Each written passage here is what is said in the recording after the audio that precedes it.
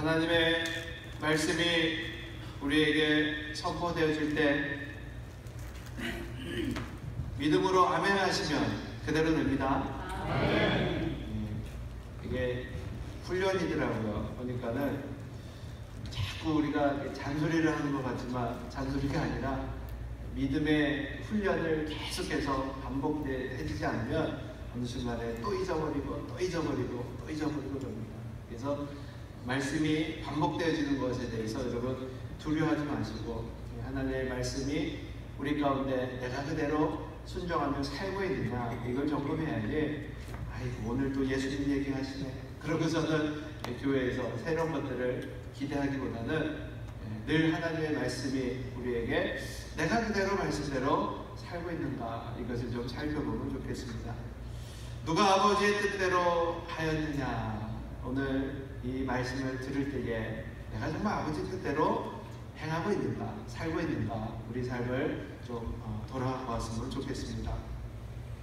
혹시 낚시 좋아하십니까? 저는 낚시 좋아하는데 이곳에 와서는 아직 한 번도 해보지 못했습니다. 많은 분들이 낚시하기 위해서 여기는 멕시코까지 가서 이렇게 낚시들을 하시고 그러시더라고요. 어느 바닷가에서 어느 분이 고기를 잡고 있는데 고기를 딱 잡아서 자로 재는 거예요. 자로 쟀는데 이 10인치 얼마 정도 되지 아십니까? 이 정도 되는 사이즈는 딱 잡고 이거보다 큰 고기는 버리는 거예요. 그래서 거꾸로 큰 고기를 잡고 작은 고기를 버려야 되는데 이분은 한 10cm 되는 거는 10인치 되는 거는 잡고 큰 고기는 버리는 거예요. 이 옆에 있던 아이가 신기해갖고 물어봤어요. 아저씨 왜 큰 고기를 버리세요? 작은 고기를 잡고 큰 고기를 버리세요? 그랬더니 그분이 이야기하시기를 우리 집에 프라이팬이 있는데 프라이팬 크기가 10인치 사는 거예요. 그래서 이 프라이팬보다 큰 고기는 요리를 할 수 없기 때문에 버린단다. 그러고는 이야기를 했어요. 여러분 이 사람이 지혜로운 자이겠습니까? 우리가 생각할 때 큰 고기 잡으면 자르면 되고 또 프라이팬을 큰 걸로 바꾸면 되는데 굳이 프라이팬을 바꿀 생각은 안 하고 그냥 맞는 고기만을 잡고 이것보다 큰 거는 버리는 거예요. 참 그 사람 어리석다 이렇게 우리가 이야기할 수도 있는데 우리가 신앙생활을 하는 걸 가만히 보면은 지금 이 낚시한 사람처럼 그렇게 신앙생활 하고 있는 분들을 우리가 만나게 됩니다. 무슨 얘기냐면 자신의 사고방식, 내가 살아왔던 그 방법, 그 고정관념 이것들을 절대로 깨뜨려버리기를 원하지 않아요. 그럼 내가 가지고 있는 어떤 고정 딱 틀을 가지고 있고 이것에서 벗어나는 것은 우리가 수용하기보다는 버리는 거예요. 하나님의 말씀을 들을 때도 믿음의 딱 분량과 그릇이 있어요.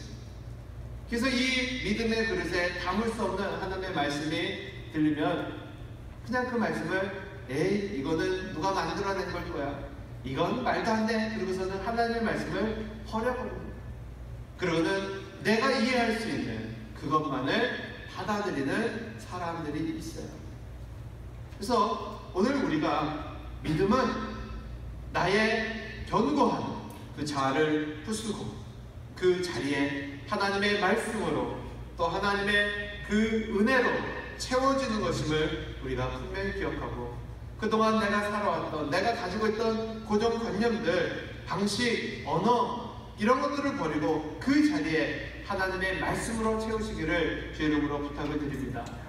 이 시간 하나님이 우리에게 큰 고기를 주실 때 내 믿음의 그릇이 작다고 그 성산을 버리는 것이 아니라 우리의 믿음의 그릇을 큰 걸로 준비하셔서 하나님이 우리에게 어떤 말씀을 주시든지 그 말씀을 다 우리들이 포용하고 또 그대로 누릴 수 있는 저 여러분 되시기를 주의 이름으로 축원합니다.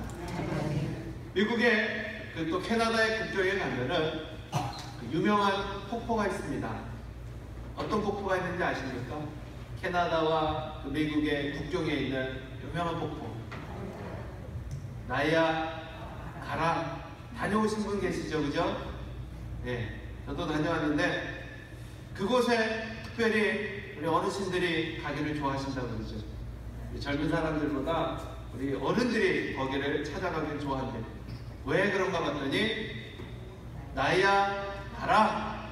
그래갖고는 딱 가서 나야 가라 그러면은 좀 젊어져갖고 오는 그런 걸로 그냥 우스갯소리로 누가 이야기를 하더라고요. 근데 이 나야가라 폭포가 실제로 또 왜 유명한가? 여러분, 폭포가 어떻게 형성되는지 아십니까? 폭포는 산 위에서 물이 절벽을 타고 떨어집니다. 그게 폭포예요. 얼음이 눈이 녹아갖고 이것들이 그 절벽을 타고 떨어지는 그 웅장한 이것들이 폭포인데, 이 나야가라 폭포는 산에서 떨어지는 것이 아니라 평지에 형성되어 있어요. 그냥 평범한 그 똑같은 평지에서 갑자기 이것이 폭포로 변해서 땅으로 떨어집니다. 계곡 밑으로 그냥 떨어지는 거예요. 그래서 이 나야가라가 유명합니다. 그런데 이 나야가라 그 강을 따라서 쭉 상류로 올라가면은 그곳에는 폭포라고는 전혀 생각할 수 없는 잔잔한 그러한 강이에요. 그래서 그 상류 쪽에서 배를 타고 놓을 때는 전혀 위험하지 않습니다. 그런데 이곳에서 배를 타고 하루를 조금씩 이동하게 되면은 물살이 점점 빨라져요. 그리고는 그냥 계속 타고 내려오다 보면은 갑자기 그냥 그 배를 돌이킬 수 없이 물살에 휩쓸려서 막 내려오다가 그 밑으로 떨어지고 맙니다. 그래서 나야가라 그 강에는 세 구역에 걸쳐서 경고판을 붙여놨어요. 위험, 스탑, 위험합니다. 이곳으로 내려가면 위험합니다. 돌아가세요. 올라가세요. 이곳을 지나가지 마세요. 그런 경고판이 붙어 있어요. 근데 놀다가 배를 타고 또 이렇게 떠내려갑니다. 그러면은 거기에 두 번째 표지판이 붙어 있어요. 경고, 위험, 넘어가지 마십시오. 근데도 거기를 무시하고 또 내려가면은 마지막에는 양쪽에 말뚝을 딱 박아서 빨간 줄로 이렇게 쳐놨어요. 그리고 위험, 절대로 넘어가지 마. 거기를 통과하게 되면 어떻게 됩니까? 그냥 떨어져 죽는 거예요. 여러분들이 이 강에서 배를 타고 지나가시면 그 표지판을 세 개를 무시하고 넘어가서 그 폭포 밑으로 떨어져서 죽겠습니까? 절대로 그런 일이 없을 거라고 아마 생각하실 거예요. 근데도 불구하고 떨어져 죽는 사람이 있어요. 왜 그럴까요? 그 사람들이 왜 그곳에서 표지판이 세 번에 걸쳐서 그렇게 설치되어 있음에도 불구하고 그곳에서 떨어져 죽는가? 글을 못 읽어서? 그렇지 않죠. 무시해서 그 경고판을 무시해서 그곳에서 그 위험한 곳에서 떨어져 죽는 겁니다. 연마할 뿐만이 아니라 사인판에 우리 이 고속도로를 다니다 보면은 그 게시판에 많이 이렇게 붙어 있어요. Call 911. 누구를? 드렁크 드라이브 하는 사람. 그러니까 술 먹고 운전하는 사람은 차가 막 왔다 갔다 하고 그러면 Call 911. 근데 그렇게 많이 사인을 붙여놔도 여전히 술 드시고 운전하시는 분들이 있어요. 그리고 많이 사고로 또 사망을 하기도 합니다. 그들이 술 먹고 운전하면 안 된다, 이걸 몰라서 그렇겠습니까? 그렇지 않죠. 무시해서. 이 땅에 우리가 많은 사고 사건들, 우리 인생에서 어떻게 살아야 되는가 몰라서 못하시는 분들은 거의 없어요. 대부분의 사람들이 왜 실패하게 되는가? 무시해서 그렇죠. 특별히 우리 신앙인들, 하나님의 말씀, 하나님의 경고, 이걸 무시하고 그냥 살면요, 결국은 마지막에는 하나님의 심판대에 서게 되는 것을 우리가 분명히 알아야 됩니다. 지금 나에게 아무 일이 일어나지 않는 것 같아도요, 하나님의 말씀을 무시하고 살면은 안 된다는 거예요. 우리가 살아가면서 인생에서 여러 번의 기회가 주어집니다. 성공한 사람들은 기회를 잘 잡은 사람들이고 실패한 사람들은 기회를 놓친 사람들일까요? 그렇지 않습니다. 성공한 사람들을 보면은 이 사람들은 기회를 잘 잡은 사람들이 아니라 실패를 수없이 많이 한 사람들이에요. 그럼에도 불구하고 어떻게 성공의 자리까지 가게 되는가? 수없이 실패를 해도 그들은 포기하지 않고 다시 도전하는 사람들이 결국은 성공의 자리에 서게 되는 겁니다. 그럼 누가 실패합니까? 실패했을 적에 포기한 사람들. 기회가 없었던 것이 아니라 그냥 포기하는 사람들이 그 성공의 자리에 서지 못하는 거예요. 그래서 성공자들은 실패를 두려워하지 않습니다. 그 실패를 다시 도전하는 기회로 삼아요.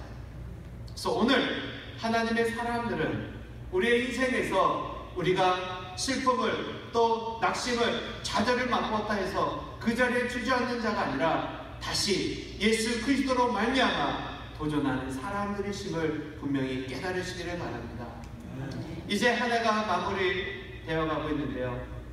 여러분 새해에 작심한 것들이 있으십니까? 그리고 그러고는 포기하고 내년부터 2016년부터 다시 하자 그렇게 생각하고 있는 분들 계세요? 그러면 늦습니다. 언제 다시 열심히 해야 됩니까? 지금. 새해에는 내가 10파운드 빼야지 그러고 시작하신 분들 2016년도에 시작할 것이 아니라 다시 오늘부터 시작하셔야 되는 거예요. 이 숫자는요 그냥 이 연도 이런 것들은 숫자에 불과한 거예요. 2016년도 1월 1일이나 지금이나 뭐가 다릅니까? 바로 그 자리에서 다시 도전하고 시작하는 그 사람들이 성공의 자리에 설 수가 있는 겁니다. 오늘 본문 말씀은 우리에게 아주 중요한 그 교훈을 던져주고 있습니다. 한 농부에게 두 아들이 있어요. 하루는 이 맏아들에게 야 포도원에 가서 일 좀 해라 그랬더니 큰아이가 예 아버지 그리고 대답을 했어요. 나 안 갑니다. 중간에 유니버설 스튜디오로 놀러 갔어요. 둘째 아들이 있는데 야 너 바쁜데 포도원에 가서 일 좀 해라 그랬더니 싫어요. 나 친구랑 약속 있어요. 왜 맨날 나만 시켜? 그러면서 이 둘째 아이가 나가버렸어요. 근데 나가고 보니까 너무 마음이 아픈 거야. 아버지한테 자기가 좀 심한 말 한 거야. 그래서 뉘우치고 그리고는 좀 늦었지만은 포도원에 가서 일을 했다는 거예요. 그래서 예수님이 이 비유를 딱 주시면서 누가 아버지의 뜻대로 하였느냐? 그 사람들이 둘째 아들입니다. 그러고는 이야기를 했다는 거죠. 근데 좀 아쉬운 사람이 있어요. 제가 만약에 성경을 썼다면 셋째 아들을 등장시켰으면 그죠? 아이는 셋이 있는 게 좋습니다. 셋째 아이 얘야 포도원에 가서 일 좀 해라. 예. 그리고 순종해서 간 셋째 아이를 좀 우리가 등장시켰으면 좋겠어요. 여러분 셋째가 되시기 바랍니다. 성경에는 없는 이야기지만 그냥 순종하고 우리가 하나님의 말씀에 그대로 살아가면 좋겠는데 그래도 오늘 말씀 속에서 하나님이 우리에게 주고자 하는 말씀의 교훈이 뭐냐? 예. 그리고 순종하지 않는 큰아이가 아니라 아니요 라고 이야기했지만 뒤늦게라도 뉘우치고 아버지의 말씀에 순종했던 그 둘째 아이, 바로 그 둘째가 누구인가? 오늘날 하나님을 알지 못하고 이 땅에서 정말 세상에서 방황하고 자기 뜻대로 죄악 가운데 살고 있었지만은 나중에라도 뉘우치고 하나님께로 돌아왔던 그 사람들을 이 예수님이 비유로 말씀하고 있는 겁니다. 이 본문에 등장하는 첫째 아이는 누굽니까? 바로 이스라엘 백성들을 상징하고 있어요. 자신들이 하나님의 자녀라고 그렇게 믿었고 세상 사람들에게 우리가 하나님께 선택받은 자녀라고 이야기했지만 아버지의 뜻대로 순종하지 아니하였던 그 이스라엘 백성들, 오늘날 우리 신앙인들 안에서도 이 첫째와 둘째가 분명히 존재합니다. 첫째는 누구이고 둘째는 누구입니까? 오늘 이 말씀을 통해서 누가 하나님의 뜻대로 사는 자들인가 우리가 교훈을 얻고 바라기는 아버지의 뜻대로 사는 우리가 되길 원합니다. 누가 아버지의 뜻대로 하였느냐? 하나님의 뜻대로 사는 자는 누구입니까? 먼저 첫 번째는 말보다 실천이 앞서는 사람이 되어야 합니다. 대답 잘 하시는 분들 있죠? 그것도 아주 시원하게 대답하시는 분들. 예, 네, 아이 그러면 당연히 해야죠. 아이 그러면 가야죠. 근데 대답만 하세요. 전혀 대답과는 상관없이 살아가는 분들이 참 많으세요. 아, 이것 좀 해주시겠습니까? 아, 예. 이제 좀 나오시겠습니까? 아, 예. 근데 대답은 열심히 하시는데 전혀 삶 속에서 행동을 보여주지 않는 분들. 대표적인 사람들이 누구인가 봤더니 정치인들이에요. 이제 내년 4월에 한국에서 국회의원 선거가 있다고 합니다. 벌써부터 기대를 하고 또 이곳에서 또 선거를 위해서 사람들이 뽑히고 이렇게 준비하는 것 같아요. 저는 정치에 전혀 관심이 없지만 지난번에 그 선거 때의 그 공약들은 아직도 제가 기억하고 있어요. 제가 지난번에도 말씀드린 것 같은데 그 사람들의 공약을 들어보면 한국처럼 좋은 나라가 없어요. 천국입니다. 천국. 아이가 태어나면 그 출산 장려금을 주고요. 이 아이 유치원부터 다 공짜예요. 그리고 무상으로 먹여줍니다. 다 먹여줍니다. 그리고 대학교까지 다 공짜예요. 반값 등록금, 에이 내가 대통령 되면 다 공짜. 못 사는 사람들 아파트를 정하고 다 한 채씩 다 준대. 그곳에 가서 살고 싶어요. 근데 시간이 지나서 여러분 그게 그대로 됐습니까? 실천되어지는 것들이 없어요. 말만 번지르르하게 하고 실천되어지는 것들이 없습니다. 그래서 믿을 수 없는 사람, 그 1위가 정치인들이라고 사람들이 인식하고 있잖아요. 우리가 하나님을 믿는 근거가 어디 있습니까? 우리가 하나님을 믿는 근거가 어디 있어요? 여러분 하나님 왜 믿으세요? 뭐 때문에 하나님 믿으세요? 정말 그분 내가 믿을 수 있는 분이야. 내가 그렇게 확신할 수 있는 근거가 어디에 있습니까? 그것은 하나님이 신실하신 분이시기 때문에 그렇습니다. 하나님은 우리에게 주신 말씀을 반드시 행하시는 분이시기 때문에 우리가 그분을 믿는 겁니다. 만약에 하나님이 말씀을 하셨는데 오늘은 내가 기분이 나빠서 이 말씀 너희들한테 안 이루어지겠다. 그렇게 자꾸 바꾸시는 분이라면 우리가 하나님을 믿는 근거가 없습니다. 그런데 하나님은 우리에게 주신, 우리에게 말씀하신 그 말씀은 1.1획도 틀림이 없이 그대로 행하시는 분이심을 믿으시기 바랍니다. 그래서 하나님의 말씀을 붙들고 살아가는 이유가 여기에 있는 거예요. 하나님은 우리에게 주신 말씀을 그대로 이루시는 분이시기 때문에. 예수님의 지상 마지막 고백을 여러분 기억하십니까? 십자가에서 물과 피를 흘리시고 돌아가시면서 그렇게 고백하셨어요. 내가 다 이루었다. 예수님이 뭘 이루셨습니까? 이 지상 사역을 예수님이 완성하셨다는 거예요. 그렇기 때문에 우리가 그 말씀을 믿고 주님이 다 이루신 일들을 우리는 그대로 살아가면 되는 거예요. 그분이 사단마귀의 권세를 이기셨고 천국으로 나아갈 그 길을 열어놓으셨고 예수님의 이름으로 기도하면 우리가 다 응답받고 그분이 다 해놓으셨다는 거예요. 믿음으로 누리시기 바랍니다. 그리고 그분은, 예수님은 우리에게 그 주신 말씀 그리고 그대로 순종하시며 사셨어요. 마태복음 7장 21절을 보면 나더러 주여 주여 하는 자마다 천국에 다 들어갈 것이 아니요 다만 하늘에 계신 내 아버지의 뜻대로 행하는 자라야 들어가니라.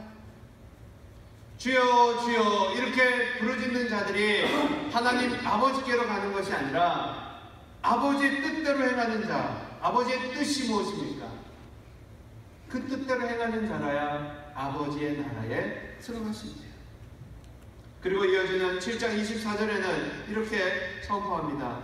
누구든지 나의 이 말을 듣고 행하는 자는 그 집을 반석 위에 지은 지혜로운 사람 같으니, 그러니까 듣는 자가 아니라 듣고 행하는 자는 지혜로운 사람입니다.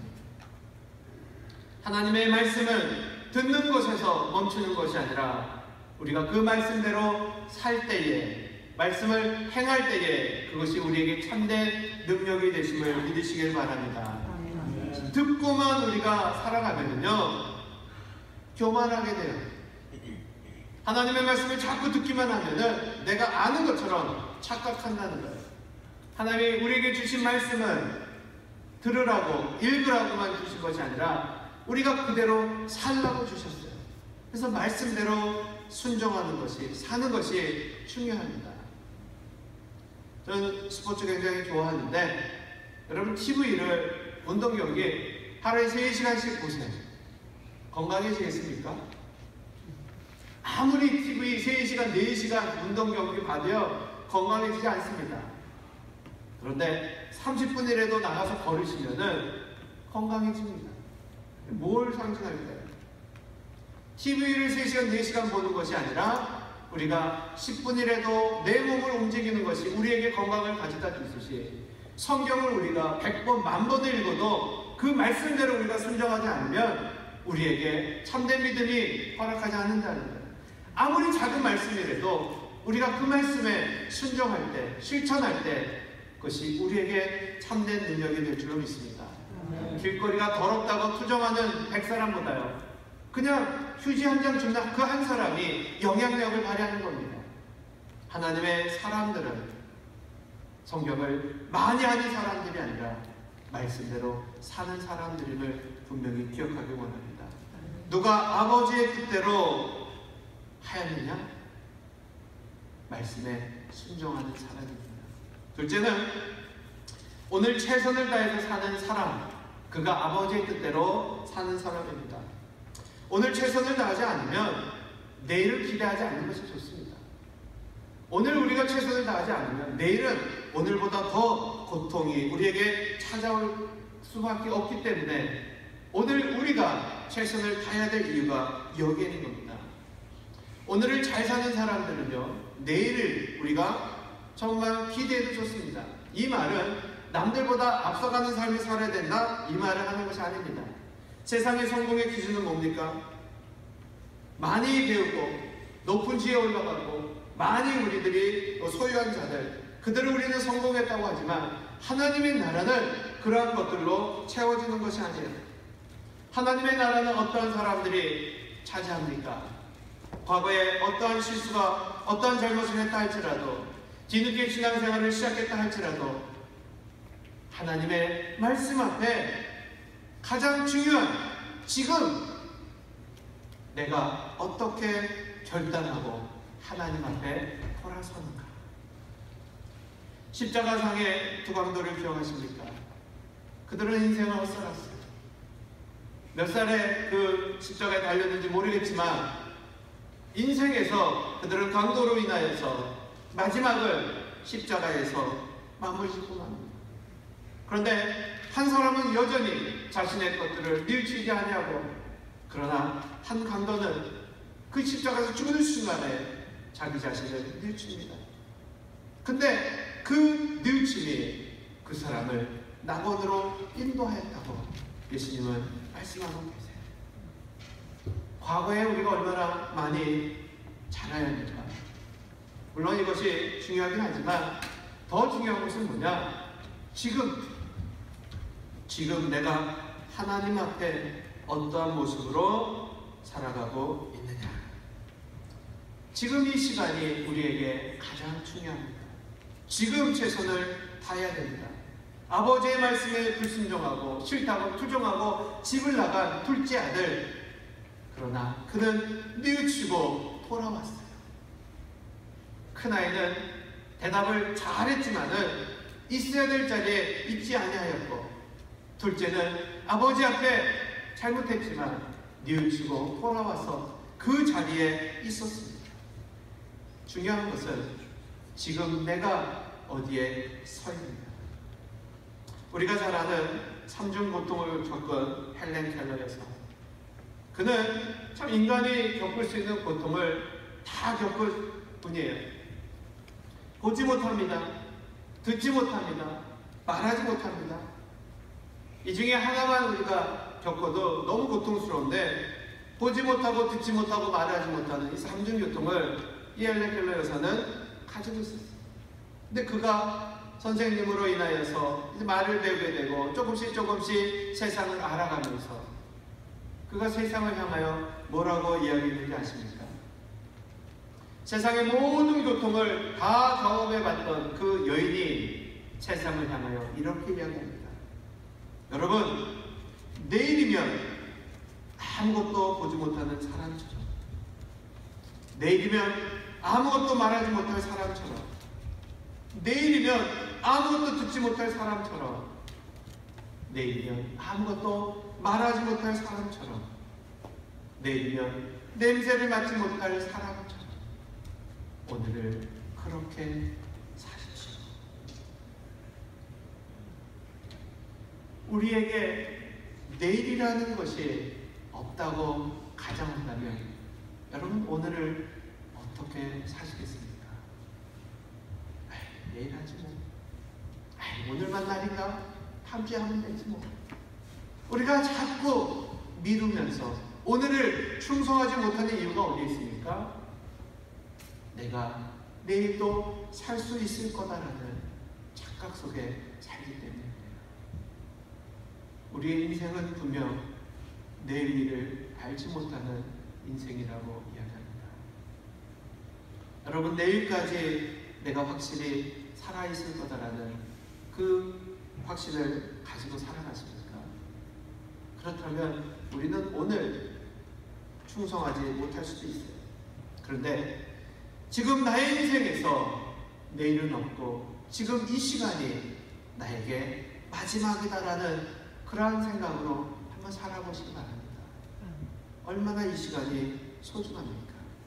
지금 우리가 드려지는 이 예배가 마지막 예배처럼, 내가 말하는 이 말 한마디가 마지막인 그 말처럼 얼마나 소중한 이야기를 할까요? 암에 걸려서 몇 개월밖에 살지 못합니다. 이러한 사형 선고를 받은 사람들의 인생이 바뀌는 것을 우리는 언론을 통해서, TV를 통해서 가끔 접합니다. 늘 화를 내고 막 이랬던 분들이 내가 이제 3개월밖에 살지 못한다. 그러니까 하루하루가 너무도 귀하더래요. 아이에게 따뜻한 얘기를 해주고 앞으로 어떻게 살아라 이렇게 얘기해주고 자신들의 삶을 준비하는 거죠. 마지막인 것처럼 사시기 바랍니다. 그래서 우리 인생을 낭비하지 마시고 하나님이 우리에게 맡겨주신 그 시간, 오늘 하루를 최선을 다하셔서 내일이 우리에게 더 활기차고 보람된 그런 삶을 사시는 저 여러분 되시기를 주의 이름으로 축원합니다. 마지막으로 하나님의 뜻대로 사는 사람은 누구입니까? 내일의 소망을 가지고 사는 사람이에요. 앞뒤가 좀 맞지가 않죠. 방금은 내일 없는 것처럼 오늘을 최선을 다하십시오 그랬는데 마지막은 내일 소망을 가지고 사는 사람이 하나님의 뜻대로 사는 사람. 근데 내일의 소망을 가지고 있다는 것이 뭡니까? 앞에서 얘기한 거하고는 달라요. 내가 천년만년 살 것처럼 내 뜻대로 사는 사람이 아니라 하나님의 소망을 가지고 사는 사람. 내일 소망이 없으면요 오늘 열심히 살 이유가 없습니다. 어느 분이 그런 아주 유명한 말을 내놓으셨죠. 내일 지구가 멸망해도 뭘 해요? 오늘 한 그루의 사과나무를 심겠다. 여러분, 멍청한 얘기입니다. 내일 지구가 멸망하는데 오늘 사과나무를 심어서 따먹을 수 있겠습니까? 근데 그 사람이 그렇게 얘기한 이유는 다른 거 있죠. 그냥 오늘을 내가 최선을 다하겠다라는 그 뜻으로 이야기했을 거예요. 근데 그냥 인간적으로 얘기하면요, 내일이 마지막이다, 지구의 멸망이 온다, 그럼 어떻게 해야 됩니까? 오늘 즐기셔야 됩니다. 내일이 끝이라면 오늘 정말 내가 억울한, 내일 죽으면 정말 억울한 일들을 오늘 다 하셔야 돼요. 내일 끝이라고. 그런데 우리가 오늘 최선을 다할 이유가 어디 있습니까? 내일이 우리에게 끝이 아니라 우리에게는 소망이 있기 때문에. 그렇기 때문에 오늘 우리가 열심을 살아갈 이유가 여기 있습니다. 지금은 먹구름이 껴있다 할지라도 곧 해가 뜰 거라는 소망, 지금은 추운 겨울이지만 곧 봄이 찾아올 거라는 소망, 지금 이 땅에서 고통스럽지만은 주님의 나라에서 영원한 안식을 누릴 거라는 그 소망, 영광스러운 삶을 살아갈 그 소망을 가진 자들은 오늘을 우리가 이겨낼 수가 있는 겁니다. 이 믿음으로 이 소망을 품고 살아가시기를 원합니다. 오늘 우리에게 생명이, 우리에게 사망이, 나이가 두려워하지 않을 것은 우리에게 부활의 소망을 주님이 우리에게 허락해 주셨기 때문입니다. 뜨거운 영광로 속에 들어가지 않고서는요, 강한 강철을 얻을 수가 없어요. 이스라엘 백성들에게 그 광야의 훈련이 없었다면 그들은 가나안 땅에 들어갈 수가 없었을 겁니다. 때때로 우리 신앙인들이 감당할 수 없을 것 같은 고통과 고난이 우리에게 찾아오지만 하나님은 그 훈련을 통하여서 우리를 더 단련시키고 하나님의 군사로 우리들을 만들어 가시고 또 우리들에게 하나님이 예비하신 그 축복을 누리게 하시기 위해서 하나님이 우리를 인도하고 계십니다. 그러기 위해서는 믿음을 가지셔야 됩니다. 이것이 나에게 끝이 아니라 하나님이 나를 복주시기 위한 그 길로 인도하고 계신다라는 그 희망을, 소망을 절대로 포기해서는 안 돼요. 저는 이 단어를 너무 좋아해요. 마른 광야에, 황량한 그 광야에 길을 내시고, 그죠? 그리고 이 물 한 방울로, 피 한 방울 내리지 않는 그 사막에 강을 내시고, 죽은 마른 뼈가 살아나고, 고목나무에서 꽃이 피게 하시고, 죽은 자들을 다시 살리시는, 바로 그분이 우리가 믿는 하나님이신 줄 믿습니다. 주님을 의지해야 될 이유, 하나님을 믿어야 될 이유가 바로 여기 있어요. 새롭게 도전하기 원합니다. 지금 눈에 보이는 그 환경들에 따라 실망하고 좌절하고 낙심하는 것이 아니라 하나님의 약속을 붙드시고 우리가 살길 원합니다. 다윗이 그 눈앞에 서 있는 거인 골리앗을 두려워하지 않았던 이유는 그 골리앗을 본 것이 아니라 하나님을 바라봤기 때문에 두려워하지 않았고, 우리 인생에서도 우리가 눈에 보이는 것들을 바라보면 두려움에 휩싸일 수 있지만 우리는 이 환경을 바라보는 자들이 아니라 하나님의 말씀을 보고 살아가는 존재들임을 분명히 믿으시고 오늘 주님이 주신 그 말씀대로 순종하며 살기를 원합니다. 누가 아버지의 뜻대로 하였느냐. 하나님의 주신 그 말씀에 우리의 과거는 돌아보지 마시고 오늘 다시 하나님 앞에 주님이 주신 그 사명을 붙들고 도전하시는 저와 되시기를 이름으로 축원합니다. 기도하시겠습니다.